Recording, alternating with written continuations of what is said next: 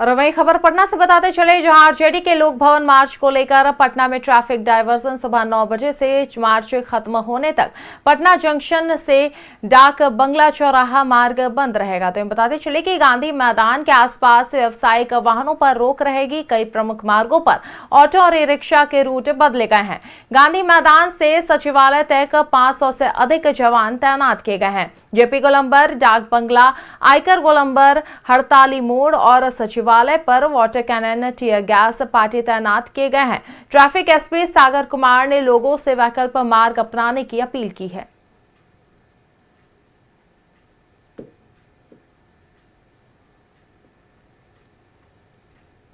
राष्ट्रीय जनता दल यानी राजद की तरफ से आज राजभवन मार्च का आह्वान किया गया है।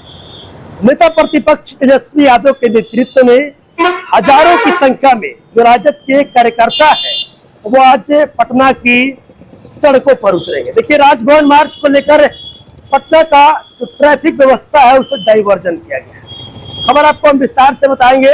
देखिए, जेपी गोलंबर से इस लोक भवन मार्च की शुरुआत होगी। और देखिए, लोक भवन मार्च को लेकर सुबह 9 बजे से मार्च खत्म होने तक पटना जंक्शन से बंगला चौराहा जो रास्ता है वो बंद रहेगा।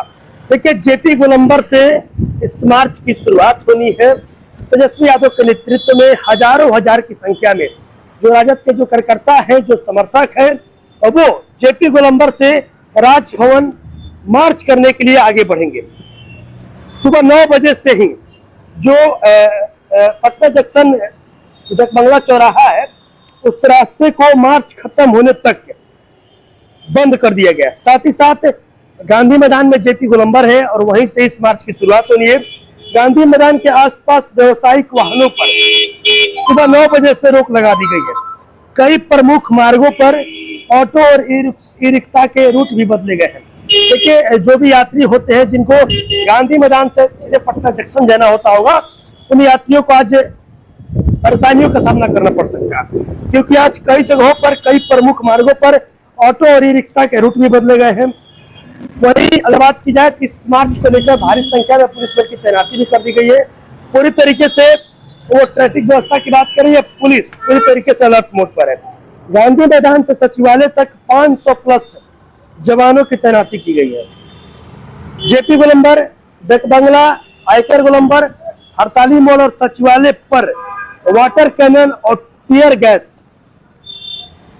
की भी जो तैनाती है वो पुलिस के द्वारा की गई है। और जो ट्रैफिक एसपी है उनके द्वारा आम लोगों से अपील भी की गई है कि जो मार्ग बंद है उस मार्ग का प्रयोग न करके वैकल्पिक जो मार्ग दिए गए उस मार्ग का प्रयोग किया जाए। लेकिन सीधे तौर पर कहा जाए तो आज तेजस्वी यादव के नेतृत्व में इस मार्च की शुरुआत होनी है। सुबह 10 बजे से मार्च की शुरुआत होगी और हजारों की संख्या में जो राजद के समर्थक है, जो कार्यकर्ता है, वो आज पटना की सड़कों पर उतरेंगे। देखिए, बीते कुछ दिनों पहले छात्रों का जो आंदोलन हुआ, छात्रों के आंदोलन में छात्रों को पीटा गया, छात्रों पर बंदूकें तानी गई, गोलियां चलाई गई। इन तमाम मुद्दों को लेकर, यानी कि शिक्षा और बेरोजगारी के मुद्दों को लेकर आज तेजस्वी यादव अपने हजारों कार्यकर्ताओं के साथ सड़क पर उतरेंगे, राजभवन मार्च करने जाएंगे। अब इस मार्च को लेकर पटना का जो ट्रैफिक व्यवस्था है, ट्रैफिक रूल है, उसे डाइवर्जन भी किया गया है। और गांधी मैदान से पटना जंक्शन यानी डाक बंगला चौराहा होते हुए जो पटना जंक्शन जो ऑटो और ई रिक्शा जाते हैं, तमाम जो गाड़ियां जाती हैं, उन सभी गाड़ियों को, यानी कि उस पूरे रास्ते को सुबह 9 बजे से लेकर जब तक मार्च खत्म नहीं हो जाता तब तक के लिए उस रास्ते को बंद कर दिया गया है। योगी पवन के साथ मैं रोहित, न्यूज़ 11 भारत।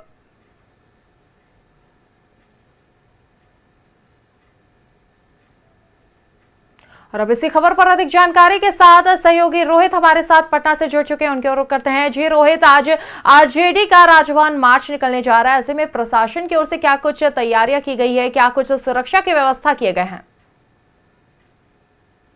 जी बिल्कुल सवाल, देखिए आज राजद की तरफ से यानी कि राष्ट्रीय जनता दल की तरफ से आज राजभवन मार्च का आह्वान किया गया है। नेता प्रतिपक्ष तेजस्वी यादव के नेतृत्व में राजद के हजारों की संख्या में जो समर्थक होंगे, जो कार्यकर्ता होंगे, वो आज पटना की सड़कों पर उतरेंगे।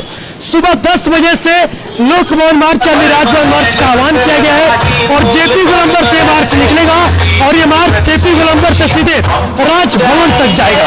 और देखिए अगर मार्च की बात की जाए तो इस मार्च को लेकर भारी संख्या में पुलिस बल की तैनाती की गई है, यानी कि जेपी गोलंबर से लेकर के सचिवालय तक 500 प्लस पुलिस कर्मियों की तैनाती की गई। वहीं अगर देखिए इस मार्च को लेकर आज कई प्रमुख मार्गों पर पटना में रूट डाइवर्जन भी किया गया है, कई जगहों पर आज गाड़ियां भी नहीं चलेगी। लेकिन देखिए हम आपको तस्वीर दिखाने की कोशिश करेंगे, ये राजद का प्रदेश कार्यालय है और अब धीरे धीरे राजद के जो भी कार्यकर्ता है, जो समर्थक है, कार्यकर्ताओं के समर्थकों का यहाँ पर जुटने का जो सिलसिला है वो जारी हो गया। देखिए शिक्षा, बेरोजगारी, पेपर लीक के मुद्दे को लेकर आज तेजस्वी यादव सड़कों पर हुए और सबसे महत्वपूर्ण बात यह है कि जिस तरीके से बीते कुछ दिनों पहले दिल्ली के जंतर मंतर से छात्रों की आंदोलन की शुरुआत हुई थी और ये आंदोलन चला था, बिहार में काफी आंदोलन उग्र तरीके से देखने को मिला था और उस दौरान बिहार में जब आंदोलन चल रहा था तो छात्रों पर सिवान जिले में पुलिस के द्वारा AK-47 से बंदूक से गोली चलाई गई थी, कई छात्र उसमें घायल भी हुए थे। तो सीधे तौर पर अगर कहा जाए तो तेजस्वी यादव लगातार ये मांग कर रहे थे कि जिन छात्रों पर AK-47 से गोली चलाई गई थी, आखिर AK-47 छात्रों पर प्रयोग करने का आखिर जो पुलिसकर्मी के द्वारा प्रयोग किया गया, जिन पुलिसकर्मियों के द्वारा गोली चलाया गया, उस पुलिसकर्मी को इजाजत किसने दिया। लेकिन अगर बात की जाए तो जिस सिपाही के द्वारा गोली चलाई गई थी उस सिपाही को सस्पेंड कर दिया गया है। वहीं अगर दूसरी तरफ बात की जाए तो कल देर शाम सिवान जिले के जो SP थे पूरन कुमार झा, कल उनका भी वहां से तबादला कर दिया गया है, यानी कि पूरन कुमार झा को अब पुलिस लाइन हाजिर कर दिया गया है। वहीं अगर बात की जाए तो जो वहाँ के DM थे, वहाँ के DM का भी जो तबादला है वो कर दिया गया। तो कहीं ना कहीं देखिए अगर कहा जाए कि जिस तरीके से छात्रों पर बर्बर तरीके से छात्रों पर लाठीचार्ज किया गया, छात्रों को मारा पीटा गया, आंसू गैस के गोले दागे गए, साथ ही साथ AK-47 का प्रयोग किया गया, तमाम को लेकर आज राजद के तरफ से लोक भवन मार्च का पूरे मामले पर नजर बनाए रखें। अब आगे देखना होगा कि क्या कुछ गतिविधियां देखने को मिलती है। बहुत बहुत शुक्रिया हमारे साथ जुड़ने के लिए और ये तमाम जानकारी साझा करने के लिए।